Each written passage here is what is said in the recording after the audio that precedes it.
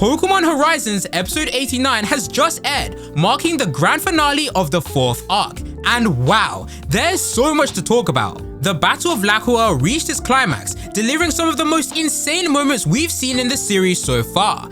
This is hands down the biggest episode yet. But was it actually good? What are the best and worst moments? And most importantly, how is the community reacting to this massive episode?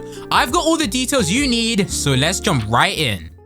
Episode 89 picks up immediately from where we left off, with Terapagos and the 6 heroes using their power to successfully seal away the Lacquarium crystals that the explorers have been harvesting. Gibeon, witnessing his plan to improve the lives of both people and Pokemon crumble before his eyes, is left confused and broken. As he struggles to process the loss, his grandson Amethio, my goat, steps in to comfort him. Amethio reassures Gibeon that the explorers still see him as their leader and that they don't need the Lacquarium crystals to secure a better future. However, Gibeon disagrees. Just then, Lucius steps in to challenge his old friend's beliefs, reminding him that people and Pokemon don't need crystals to thrive. And I completely agree. Gibeon was so fixated on his grand vision that he completely ignored the worldwide catastrophic risks of using Lacquarium. Like, Pokemon were going berserk and the potential destruction of the entire world. Yet, he was still willing to push forward, all for the sake of his goal. That's just insane,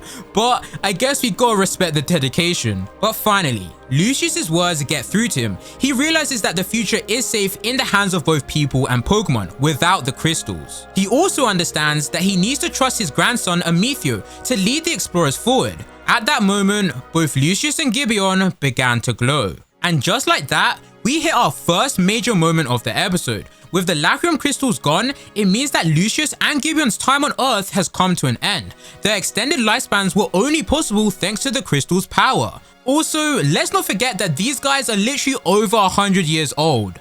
Man, this moment was heartbreaking. Seeing Lucius thank and say goodbye to his old friends, Terapagos and the 6 heroes, after barely having time to reunite, hurt so much. But what really got me was Gibeon, finally finding peace after so long, telling his grandson to cherish Ceruledge before placing a gentle hand on Amethio's head with a soft smile. My boy probably never had a moment like this with his grandfather, and for it to be so short, damn, but that's life. As both Lacqua and Amethio watched their relatives fade away, the OST hit hard.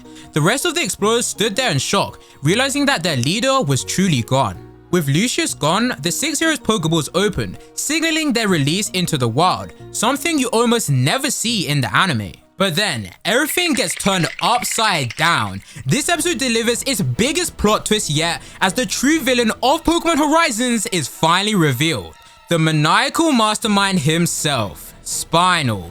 If you're like me, you probably saw this coming from a mile away. Spinal steps forward and declares that with Gibeon gone, he will now carry out Gibeon's plan and take over as the new leader of the explorers. Then comes the real shock. Spinal pulls out what Amethio identifies as the Lacquarium Spear. Without hesitation, Spinal hurls it at the 6 heroes, unleashing a mysterious Lacquarium crystal mist that sends them into a berserk frenzy. Meanwhile, Coral and Sidian are confused by Spinal's actions, but Chalice assures them to trust him. Chaos erupts in Lacqua as the 6 heroes go on a rampage, destroying the area and even attacking each other. With Terapagos out of power, Lacqua desperately tries to reach out to them, but instead they turn their attack on her. As our heroes are about to be hit, Shiny Rayquaza manages to break free from the Lacquarium mist and shields the trio. Rayquaza then tells Roy that he'll hold off everyone while they make their escape. At the same time, Zerk and Onia arrive on the scene.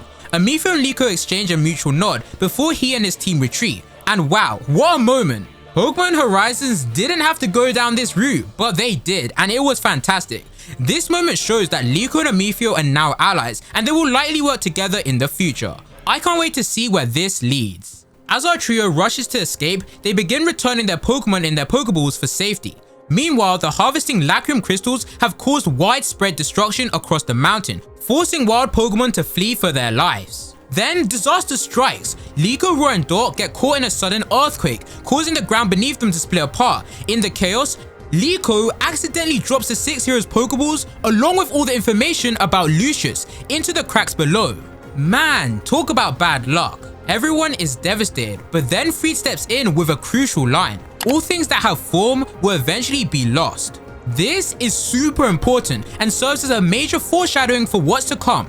I'll dive into that later in the review. With the path on foot destroyed, the gang decides to push forward by air, thanks to Lacqua's Hatchroom, which healed up Free's Charizard. Up in the sky, the winds are insanely strong, nearly causing Dot to fall off. The OST was going crazy during this moment. You could feel the desperation. Just as a massive tree is about to collide with the group, Captain Pikachu pulls through, destroying it just in time. After a grueling and intense flight, our heroes finally reach the peak of the mountain, and just in time too, because the Rising Tackler's ship arrives. However, due to the violent winds, the ship struggles to stabilize. But Freed had one more trick left up his sleeve, a special button that transforms the Bravasagi into the infinite rising Bravasagi.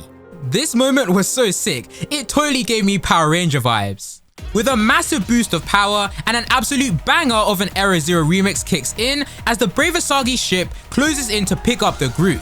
They successfully make it aboard, and for a moment everything seems fine, until suddenly the violent winds strike again. The force of the storm hurls Freed and Charizard towards the end of the ship.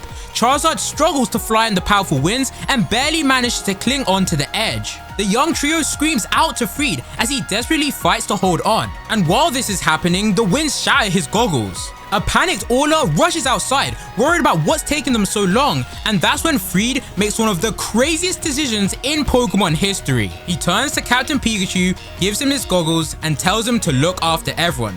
Then he hands Cap to Lacqua. He and Charizard try to hold on, but their grip slips. In an instant, Freed and Charizard plummet into the abyss of the clouds. Lacqua, Captain Pikachu, and the rest scream out for him, but in the episode, their voices are suddenly cut to silence. Everyone watches in complete shock as Freed vanishes into the clouds. The camera pulls back in a distant shot of the Bravasagi, and then the scene eerily fades to black. Oh my gosh, this scene was insane. I could not believe what I just witnessed, but this may very well be the first human character death since Hunter J in Pokemon. Freed is dead. Nah man, the pain in my heart seeing everyone's faces as their beloved friend and leader disappears just like that? Man, Horizons is just built different. This series is on a whole nother level. My gosh, the writing in the Pokemon anime has changed. We then cut to a surprisingly immediate 1 year time skip. Yes sir, the exciting time skip we heard about for Horizons is already here. We're shown Lacqua's school, the Indigo Academy, and then cut to Lacqua's room, where saddened Lacqua is reflecting on the data from her travels. Then Anne, Lacqua's friend, reminds her that it's time for school. Lacqua wakes up her Meowscarada and Hatchroom. Gotta love those two. It's great to see Anne, though sadly we didn't get to see her new design yet. I'm sure we'll catch it in the next arc. Next, we head to Levincia City, where a crowd is gathered, listening to the news about the Lacqua event. On screen, Spinal is shown giving an interview sporting a brand new design, which honestly looks pretty good, even though I still don't like the guy. But bro, I don't like the guy even more. In the live interview, broadcasted to the world might I say, Spinal is introduced as the brand new boss of the Explorers and Exceed. And then Spinal says, the Rising Tacklers are the villains who caused the destruction of Lacqua. Bro, am I hearing this right? This man just said the guys who were trying to stop the destruction are the ones who caused it. Man, I hate to say it, but Spinal might just be the best villain in the Pokemon anime. Bro, no one has done it better than him. I really hate giving him credit, but credit where credit is due. Who would have seen that plot twist coming? In a desert area, Crocodile is eating a citrus berry when it walks up to a boy standing next to a shiny Lucario. This boy, who is aura farming, is revealed to be our boy Roy, who is now older with a new cool design. He's joined by Killer Rattrel, his new Pokemon Shiny Lucario, and Captain Pikachu perched on his shoulder. Roy says, let's go meet Lacqua, and the episode comes to an end. My gosh, was this episode any good? There were so many twists and turns, it was a roller coaster, but man, what an amazing episode and an incredible finale to end the arc. Pokemon's writing as a whole has dramatically stepped up since the Ash era. It's easy to forget that you're even watching Pokemon now, but wow, episode 89 is definitely one of the best in the series and a turning point for Pokemon Horizons. Now, in my opinion, the best moment of this episode was by far, I know it sounds weird, but Freed's death. This scene was handled so well, and I truly commend Horizons for pouring out so much emotion, desperation, the Area Zero OST, and animation into it. Freed really thought of his friends until the very end of his life, never putting himself first. Horizons really showed who Freed's character is, and I'm sure many people can agree. This scene pained my heart. Why did they have to kill Freed? Why? In terms of the worst moment of this episode, I'd say it doesn't really have one. Every scene was executed and paced well. As everyone tried to escape Lacqua, the pacing picked up speed.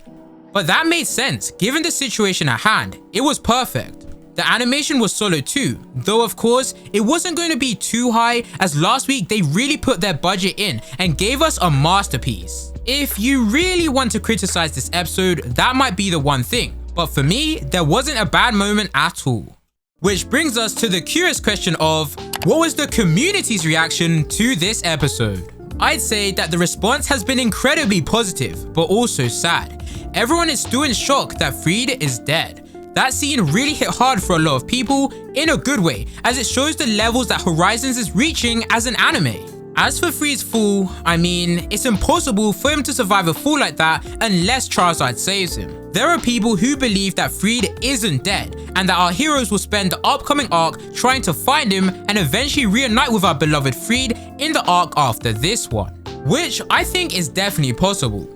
As for Spinal, many fans are very happy with how he's been written as a villain. Someone who hypnotized and erased Liko's memories to steal her pendant, trapped Liko and Amethio in a cave to die, and even went as far to lie to the entire world, calling the Rising Level tacklers the real villains. Ain't no way. Yep, I think the community is 100% right with this one. Big well done to Horizons for pulling it all off. That leaves the big question, what's next? What does this mean for the future of Pokemon Horizons? Well, it's been announced that the next arc will be called Mega Voltage and will return to air on April 11th. The arc will follow Liko and Dot in the 1-year time skip, with the introduction of a brand new character named Ult, whose partner is a Mega Sableye. And I've got to say, Ult looks so cool, man. I'm loving his design. This arc will focus heavily on Mega Evolution, which ties in perfectly with the release of Pokemon Legends ZA at the end of the year. I'm extremely excited to see what a time skip will look like in a Pokemon anime. I can't wait. Let me know your thoughts on the finale to the 4th arc, episode 89. Did you enjoy it or hate it? Do you think Freed is dead? And what are your hopes and predictions for the future of this series? I'd love to hear them. Thanks for watching, and I'll see you all in the next one. Take care.